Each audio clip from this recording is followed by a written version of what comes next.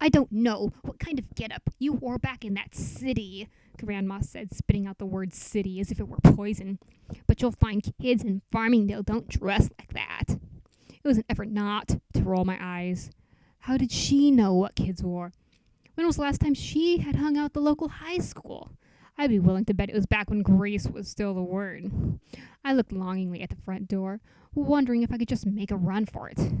Grandma was old, had arthritis. She probably couldn't catch me if I dashed outside and caught the bus just as it was picking up the neighbor kids down the street. Then, as if by a miracle, I heard a beep outside. Phew. The bus, I cried. Gotta go.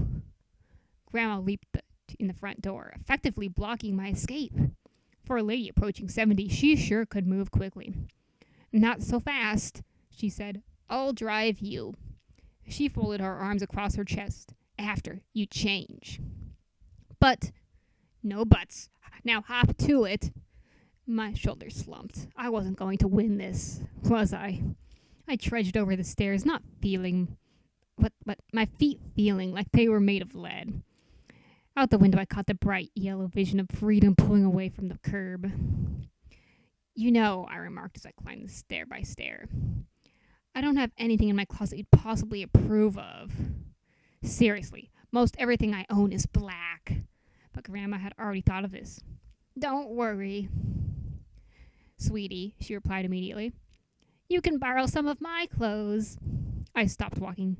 Oh no, no, no, no. Sure enough, 15 minutes later, I'd been stuffed into a pair of bulky pale blue mom jeans that came past my belly button and totally non-fitted oversized sweatshirt with, brace yourself, frolicking unicorns embroidered on the front. It couldn't have gotten worse. It just couldn't. I looked in the mirror, tears welling up in my eyes. Please, Grandma. I can't wear this to school. Seriously. And why not? She demanded, coming up behind me and straightening my sweatshirt. I think you look adorable. Of course you do. Yeah, but there. I was about to say old lady clothes, but remembered Mom's warning not to offend. No one my age would be caught dead going out in this kind of outfit, I amended. If I show up like this, everyone's going to laugh at me.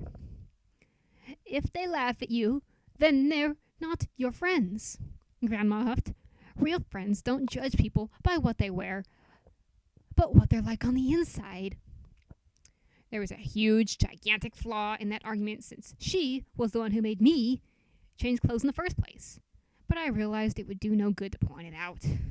Instead, I looked back in the mirror, praying maybe I could pull it off as some kind of edgy street where the kids in the burbs hadn't heard of yet. Like, dude, unicorns are so in right now. Where have you been? But it was no use.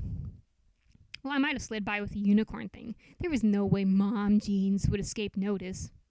I would have to kill myself on the way to school. Or run away and join the circus. Or a plan formed in my mind. As soon as Grandma dropped me off, I'd leave campus and find a store.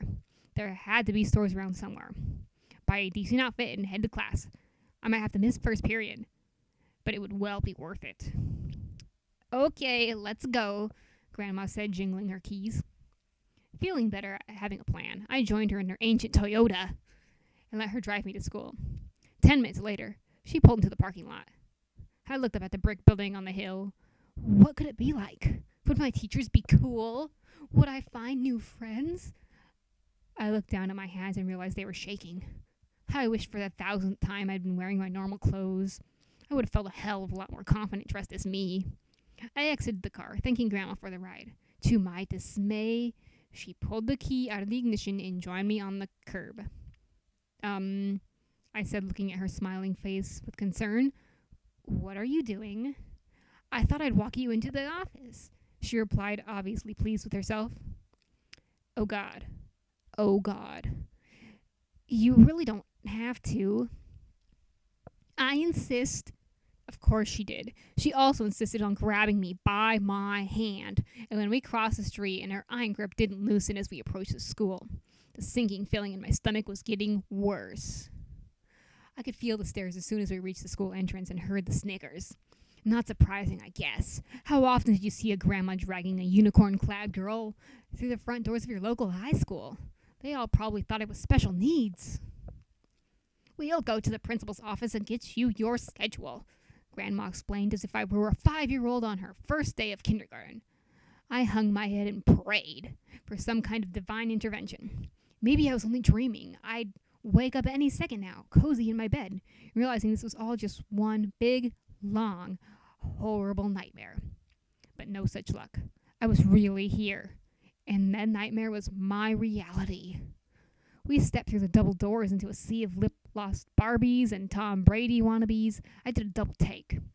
Caitlin warned me this could happen, but I'd laughed her off. Surely every high school had some diversity, right? Evidently wrong. It was as if I'd wandered into a living, breathing American Eagle commercial. Shudder. I looked around desperately, trying to pinpoint at least one person who would prefer Hot Topic over H&M, but came up empty. Where were the mop-headed emo boys and Edward Cullen worshipping goth girls? Where were the skater kids? The punk rockers? I felt a lump rise in my throat. This was so not good. Anger burned my gut. Stupid Mom for leaving Dad. Maybe if Mom wasn't such a hurry to skip town, they could have gotten counseling or something. Worked it out. Then I'd be back in Boston right now with my old school, laughing with my old friends without a care in the world, instead of rotting away in this current hell. The sea of kids parted suddenly, almost diving out of the way. I looked down to the newly formed path, raising my eyebrows. 4 kids, 2 boys and 2 girls, sauntered down the hallway, in a way you usually only see in teen movies. Heads high, shoulders back, self-satisfied smirks written across their perfect faces. They might as well have been wearing t-shirts with the word popular scrawled across the front. Who are they? I wondered aloud, forgetting Grandma for a moment. You must be new. A Buddy Holly Elvis Costello look-alike. To my right chuckled, the only kid I'd seen so far that even remotely stood out from the rest of the clones.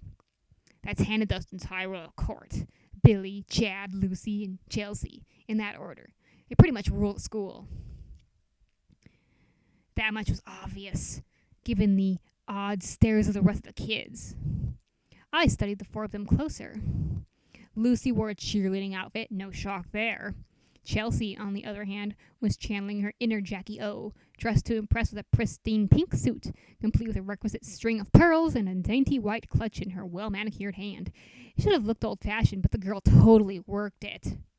I turned my attention to the 2 boys. Billy was tanned, tall, muscular, good-looking, your typical jock meathead, really, wearing a Patriots jersey and camouflage pants. And Chad. My breath hitched as my eyes fell on Chad.